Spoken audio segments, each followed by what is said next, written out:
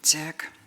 Тэгэхээр төрийн өмчийн үйлдвэр аж ахуйн газруудыг хөгжлөх замаар одоо хөрөнгө оруулалтыг татах, үр ашгийг нь дээшлүүлэх, засаглалыг сайжруулах гэсэн энэ бодлогыг зарчмын үед бол дэмжиж байгаа. Гэхдээ одоо энэ хувьчлалын өгөөж үр дүн бол хувьчлалын өмнөх бэлтгэл ажил, хувьчлалын дараах хяналт хариуцлагын одоо бодлогоос ихээхэн хамаарна гэж бодож байгаа.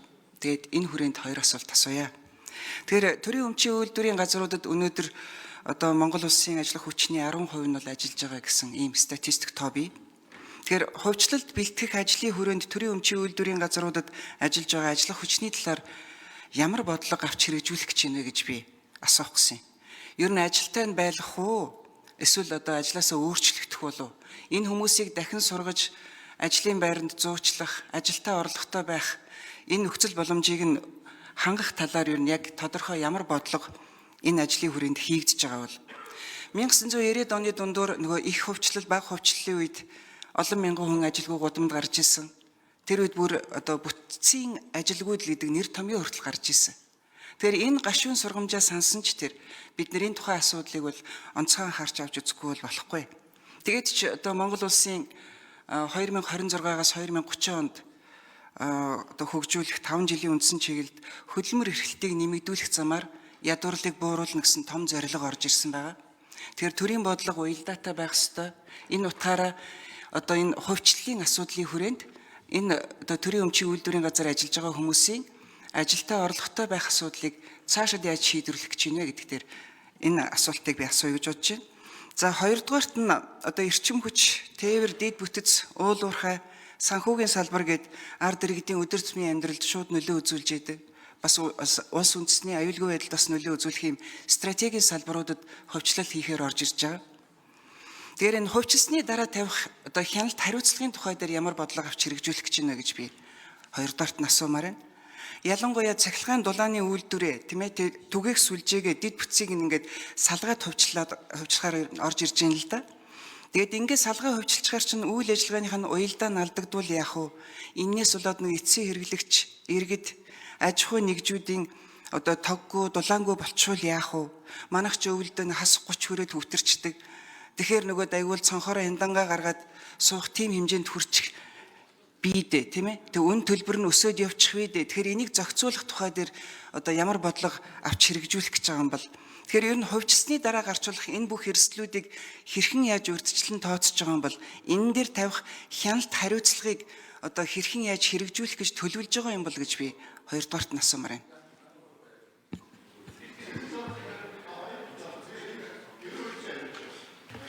За баяр эрдэнэ дарга хариулна. 4-р микрофон. 3-р микрофон.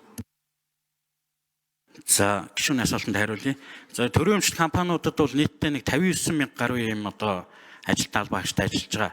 За бид энэ биржээр худалдах арилжих компаниуд дээр бол одоо биржийн шалгуур шаардлагыг хангасан олон дүрм журмын зохицуултууд, санхүүгийн зохицуулах хорон зөвшөөрөл зэрэг энэ бэлтгэл ажлыг хангах юм тодорхой ажлууд хийгдэнэ. За ер нь бол олон нийтийн балгах, биржээр хувьчлах, за мөн одоо төрийн мэдлийн хувьцааг худалдах үед бол ажиллагчдад бол нэлээд ийм одоо сэтгэл төвшингүй асуудлууд байдаг. Яг тэгэхээр цомтголд орчих үе бидний үцэн өөрчлөлтөөр халчих үед нар гэдэг. Тэгэхээр энэ асуудлууд бол хөдөлмөрийн хууль болон холбогдох хууль тогтоомжийн хүрээнд бол хэрэгжиж явах болцоотой гэж үзэж байгаа. За бид биржээр нээлттэй арилжих компаниудын одоо нэмэлт хувьцаа гаргаж байгаа тохиолдолд бол нэмэлт төс хөтөлбөрүүд орж ирэх, проспектус орж ирэх, түнд нь хөрөнгө оруулагчд одоо өгөөж үр бүтээлийг нь үнэлт дүгнээд хөрөнгө оруулж ирэх учраа юугаа олон хүн ажилласаа чөлөөлөгдөд явчих юм бол гайгүй байх гэж дүгнэж байгаа. Зүгээр төрийн мэдлийн хувьцааг энгийн хувьцаа гаргах замаар арилжаад за түүний тодорхой хувийг төс төвлөрүүлэх асуудал дээр бол хувьцаа худалдан авахч талтай энэ ажиллагчдын нийгмийн асуудлыг шийдвэрлэх чиглэлээр тухайн байгууллагын үйлдвэрчний хэвлэлтэд хамтраад ажиллах ийм болцоотой гэж үзэж байгаа. Ер нь бол одоо өмнөх туршлагуудаас харахад шууд одоо хувьцааг бүгд нь худалдаж авч байгаа тохиолдолд хөрөнгө оруулагч талтай худалдаа авах гэрэн дээр тодорхой зохицуулт хийгээд явж ирсэн байдаг. Тухайлбал оргил аршаан сууллыг хувьчлах үед бол ажиллагчдыг одоо үндэслэлгүй чөлөөлөх асуудлыг бол байж болохгүй гэдэг байдлаар ингээд тусгай ийм зохицуултууд хийгээд явах болцоотой гэж үзэж байна.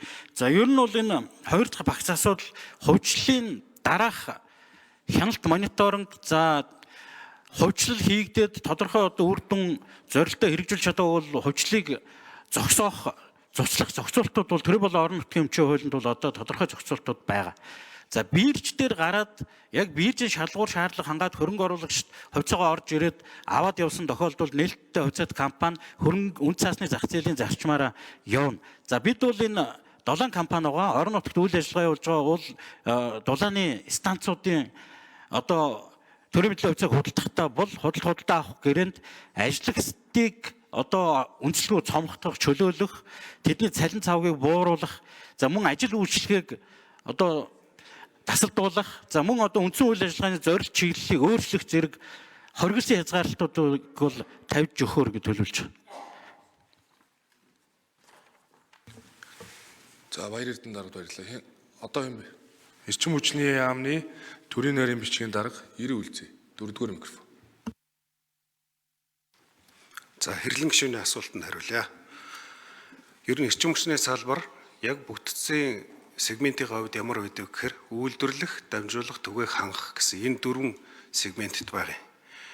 Тэгэхээр үйлдвэрлэх, хангах дээр нь өрсөлдөөн үүсэх гол боломж нь байдаг. Дамжуулах, түгээх дээр нь бас байгалийн энэ монопол бүтцүүд байдаг. За манай улсын хувьд бол яг үйлдвэрлэх, хангах дээр өрсөлдөөн үүсэх юм боломж байна гэж бид үзэж байгаа. 2015 онд төрөөс эрчим хүчний талаар баримтлах бодлогын баримт зэчиг улсын хурлаар батлагдсан гарахад аль болохоор үйлдвэрлэлийн салбарыг хувийн шилд хариуцуулсан өрсөлдөөн зах зээлийн тогтолцоотой ийм улс орн болно гэсэн ийм алсын хараатай байсан. Тэгэхээр одоо энэ чуулганаар оруулж иж байгаа энэ үндсэн чиглэлээр энэ цахилгаан үйлдвэрлэх компаниудын 40-с хүртэл хувийг одоо ховшлох асуудал нь бол тухайн үед гарч ирсэн бодлогын баримт зэчигтэйгээ нийцээл явж байгаа гэсэн.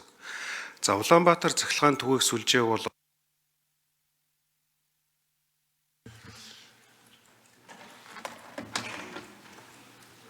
За болсон уу ажлын хэсгээс хариулт. Гүйцээгээд 4-р микрофон хариулъя. 90 үлзий дарга. Улаанбаатар цахилгаан түгээх сүлжээ бол одоо Улаанбаатар хотыг бараг 95% айл өрхт хурж ажиллаж байгаа цахилгаан дулааныг түгээх хангах үйл ажиллагааг эрхэлж байгаа компани. Тэгэхээр энэ компаниас эхлээд түгээх хангах энэ үйлчилгээг нь хоёр тусад нь болгож жигдлээд тэгээ хангах үйлчилгээг нь бол ховчлох бол одоо бүрэн боломжтой байгаа. Тэгэхээр түгээх нь болохоор бас тодорхой хугацаанд төрийн хяналтанд үлдэж болно. Хангах буюу хэрэглэгчтэй харьцдаг, хэрэглэгчдэд үйлчилгээ, борлуулалтын хариуцдаг үйлчилгээг нь бол хувьчлах юм бол боломжтой. Тэгээ яг энэ агуулгаараа Улаанбаатар цахилгаан түгээх сүлжээ компани түгээх хангахыг бүтцийн өөрчлөлт хийнэ гэсэн агуулгаар энэ төсөл бол орж ирсэн байна. За баярлалаа. Улсын их хурлын гишүүн Жаданбын энх хоёрын урилгаар Шарын голын уурхайчид улсын их хурлын үйл ажиллагаа төрийн ордонтод танилцж байна. За та бүхэнд уул уурхайн салбар үүсч өгдсөний түүх 103 жилийн мэдлэгийг өргөн дэвшүүлье. Ажлын амжилт хүсье.